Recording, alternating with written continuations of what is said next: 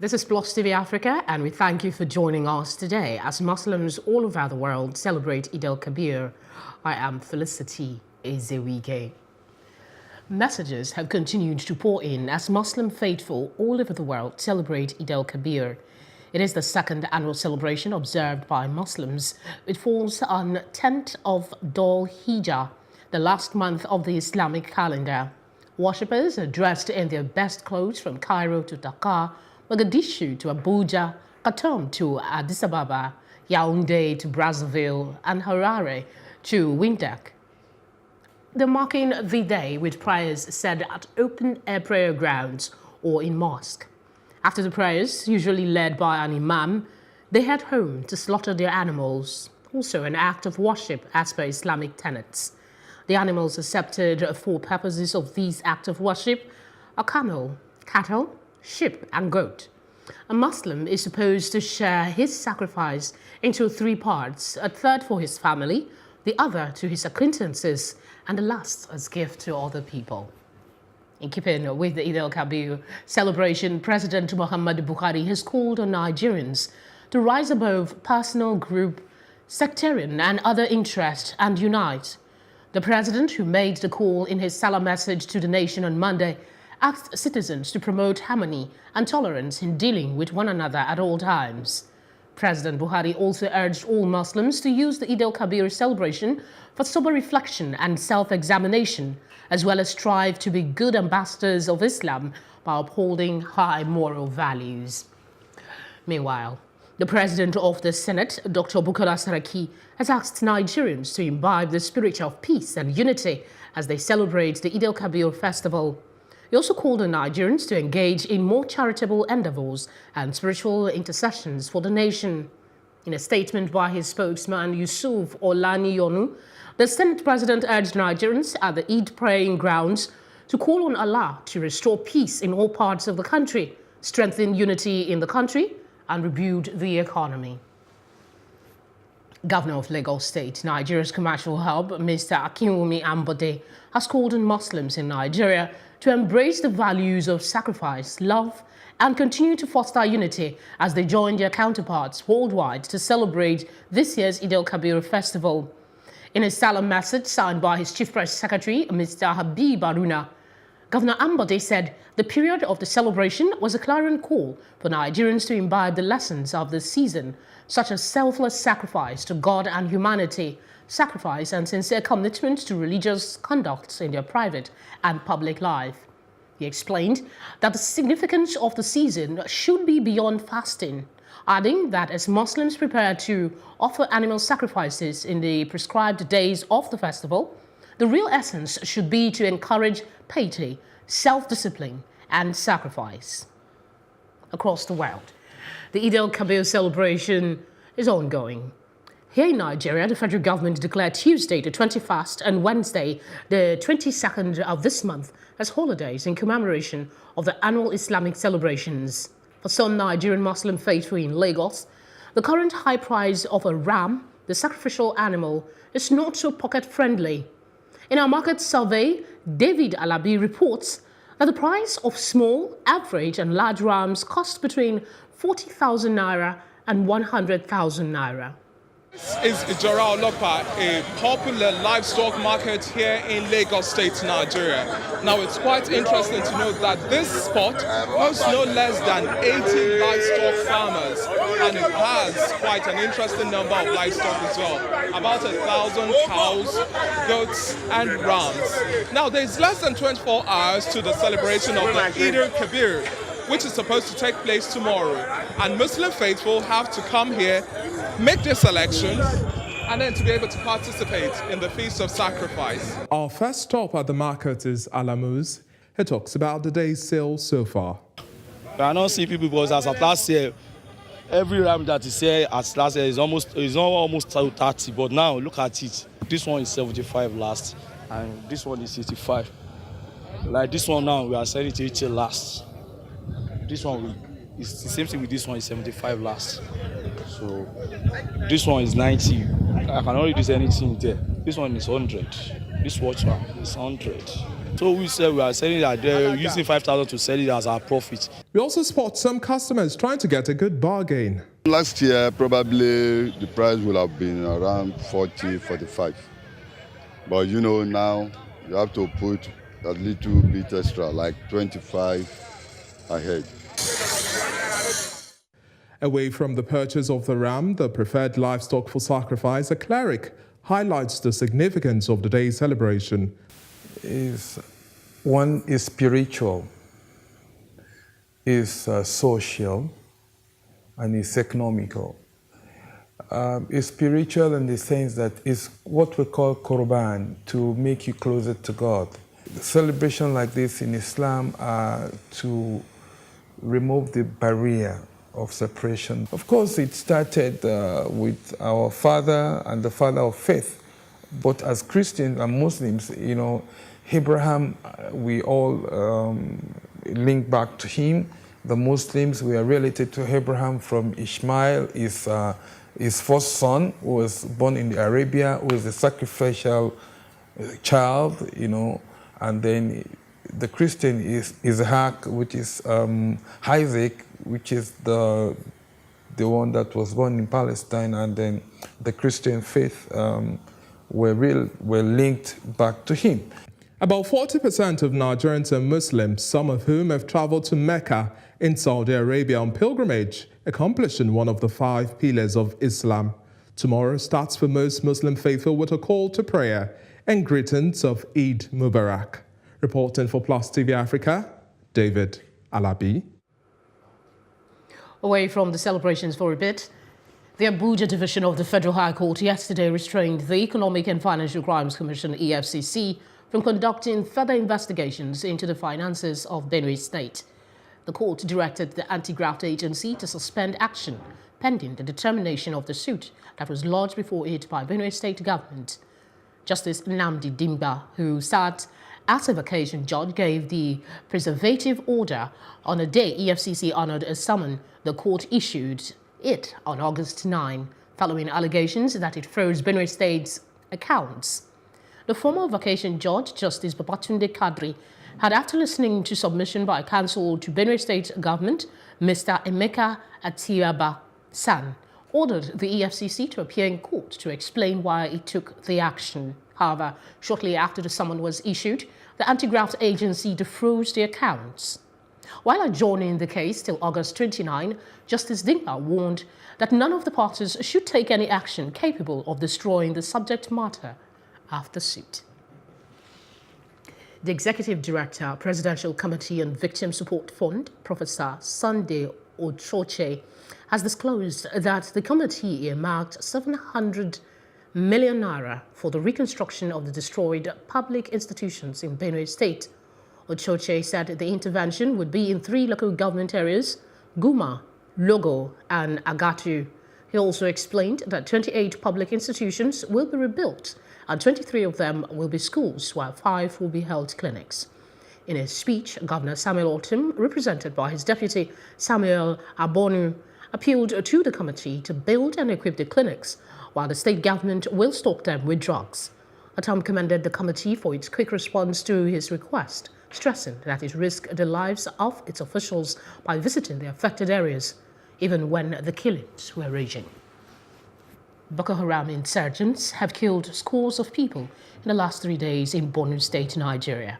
The police command on Monday announced that a high number of casualties was recorded after the sect attacked Malari, Guzamala local government area.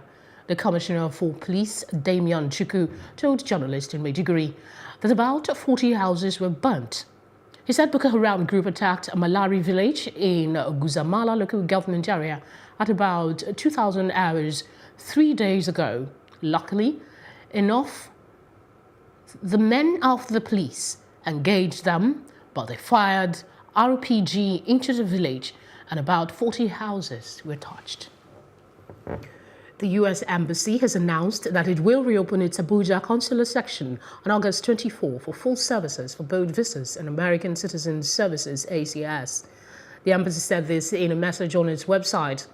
The embassy had, in a statement on August 15, announced a temporary suspension of its regular services for visas and American Citizen Services in Abuja. The embassy, in its message, urged visa applicants with appointments scheduled for August 24 to report to its office. We'll take a short break. Stay tuned for more stories when we return.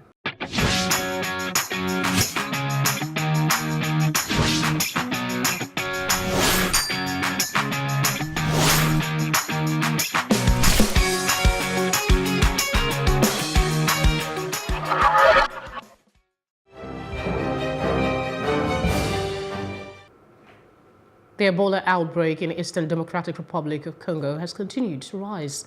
So far, 55 lives have been claimed since the start of the month, the authorities said on Monday, as the government announced free treatment against the disease for the next 3 months. The Health Ministry's latest bulletin said that the death toll had been increased following 5 new victims in Mabalako, Mingina, close to Beni, the epicenter of the outbreak in the North Kivu province.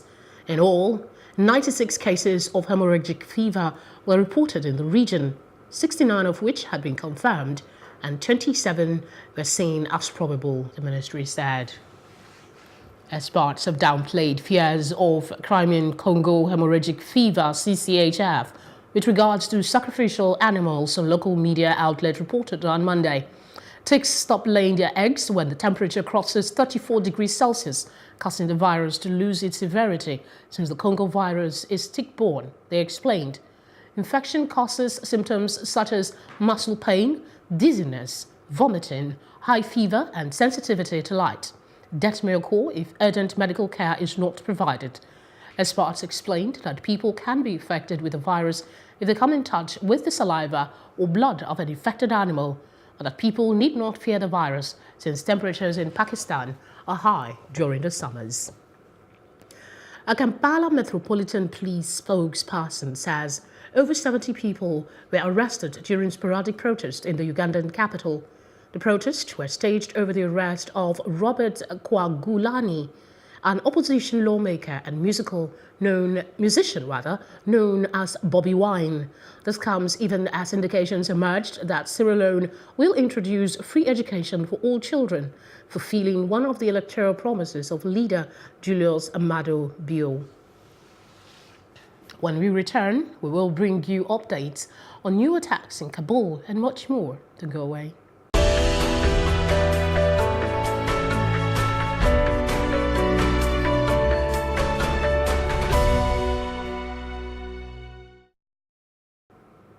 After a surge in hostilities in Afghanistan over the past weeks, the UN Assistance Mission in Afghanistan, UNAMA, welcomed on Monday the government announcement of a conditional ceasefire for the Eid al-Adha holiday and called on warring parties to use this momentum to put an end to the conflict, reported Iran's Islamic Republic news agency.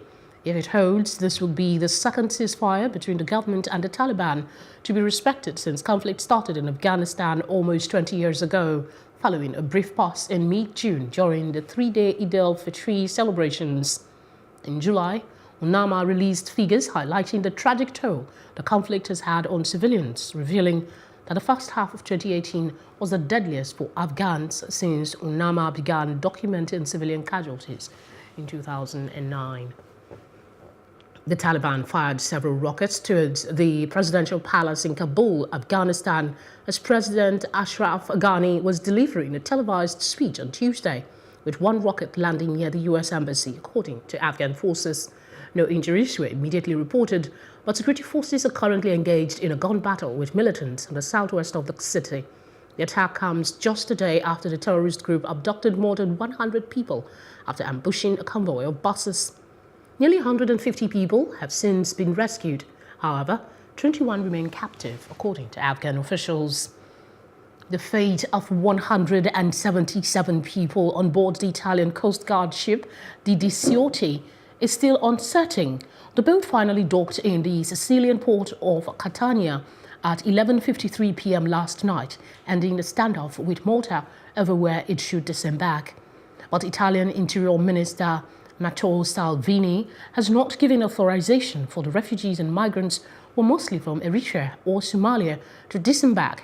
He said the passengers who have been stuck on the ship for 5 days will not be allowed on land until Europe steps in to help.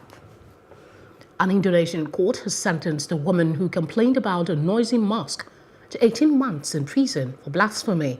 The ethnic Chinese woman burst into tears as a judge announced the sentence on Tuesday. She was taken from the court in handcuffs. Prosecutor said the 44-year-old defendant violated Indonesia's criminal code by committing blasphemy against Islam, the dominant faith in Indonesia. Mobs burned and ransacked at least 14 Buddhist temples throughout Tanjung Balai, a port town on Sumatra, in a July 2016 riot following reports of Miliana's complaint about a mosque noisy loudspeakers. The woman's lawyer said the sentence would be appealed. Up next is our business report with Edidion Iwang.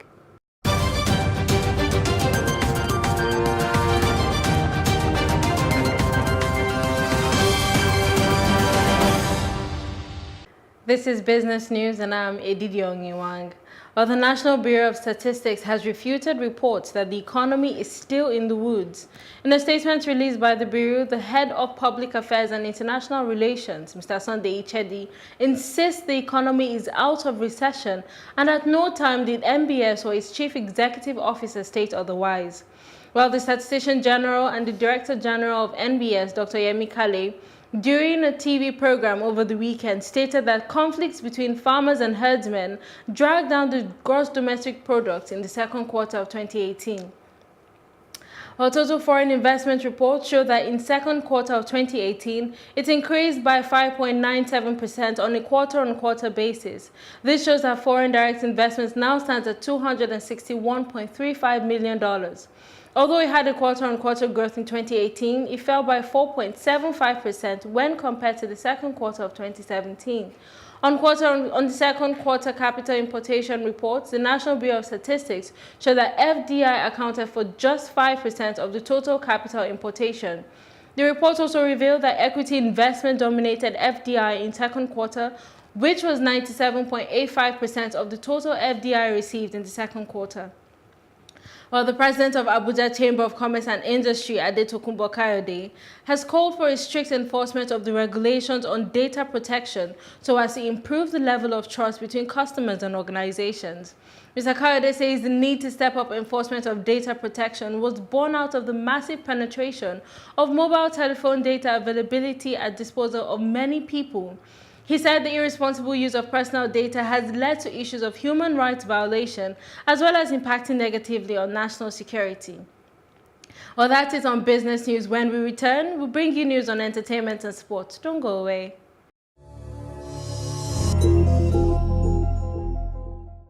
And in entertainment, international advocacy organization Global Citizen has announced on Tuesday that Trevor Noah will host the Global Citizen Festival for Mandela 100, the free-ticketed event on Sunday, the 2nd of December 2018 at the FNB Stadium in Johannesburg. The festival will be headlined by Beyonce and Jay-Z, Caspar Nyovest, D'banj, Ed Sheeran, Eddie Vedder, Femi Kuti, Pharrell Williams and Chris Martin, Tiwa Savage, Usher, Wizkid and many others. The event will also be hosted by Bonang Matheba, Naomi Campbell and others. About his hosting duties at the global event, Trevor Noah said, "It is an honor to be a part of the Global Citizen Festival event celebrating the life and legacy of Nelson Mandela. I am where I am today living as a free South African because of much of what he did, and so I am beyond excited to be teaming up with so many others to pay tribute to Nelson Mandela." Following reports that one of the most prominent figures of the Me Too movement, Italian actress and director Asia Argento, has been accused of sexually abusing a 17-year-old male actor in 2013. Los Angeles Police Department are now seeking the abuse victim as Asia faces criticisms. The Los Angeles County Sheriff's Department, LASD, in a statement say they are attempting to reach out to the reported victim and or his representatives in an effort to appropriately document any potential criminal allegations. Benjamin Braffman, attorney of Harvey Weinstein, labeled the development as revealing a stunning level of hypocrisy by Asia Argento. Meanwhile, Me Too founder Tarana Burke has responded to the revelation by saying there is no model survivor. Still on entertainment news, American actress Jennifer Garner has been honored with a Hollywood Walk of Fame star. The event took place on Monday, the 21st of August, and the honor comes after a glitzy career in the acting world spanning across 2 decades. The 46-year-old Pearl Harbor star told newsmen, "Today, for me, is a moment to mark 24 years really joyfully lived in a job that I love so much, and to get to share with my family and friends is pretty amazing and special." In 2001, Garner got the part that propelled her into limelight, playing the role of a CIA agent, Sydney Bristow, in ABC series Alias, which spanned 5 seasons. She received a Golden Globe and Screen Actors Guild awards for the part, including 4 outstanding lead actress Emmy nominations. That's it on entertainment. The best in sports right after this.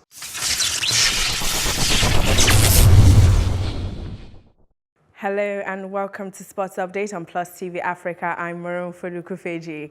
Breaking news, England Under-20 Women's World Cup hopes come to an end on Monday as they lost 2-0 to Japan in the semi-finals. 2 first-half goals were enough to send Japan through to the final, where they will face Spain. The Brits had impressed during the tournament with attacking displays, but were second best on the day. In the other semi-finals, Spain defeated France 1-0 to set up a meeting with Japan on Friday. England will face the host France in the third-place playoff earlier on the same day. Now, Premier League club Manchester City have confirmed that goalkeeper Claudio Bravo has sustained an Achilles tendon injury during a training session on Monday. Initial scans have suggested that Chilean has ruptured the tendon in his left foot. The 35-year-old will now travel to Barcelona for further tests on Thursday. Bravo has not featured in the Premier League this season, but was part of the sides that beat Chelsea 2-0 in the Community Shield.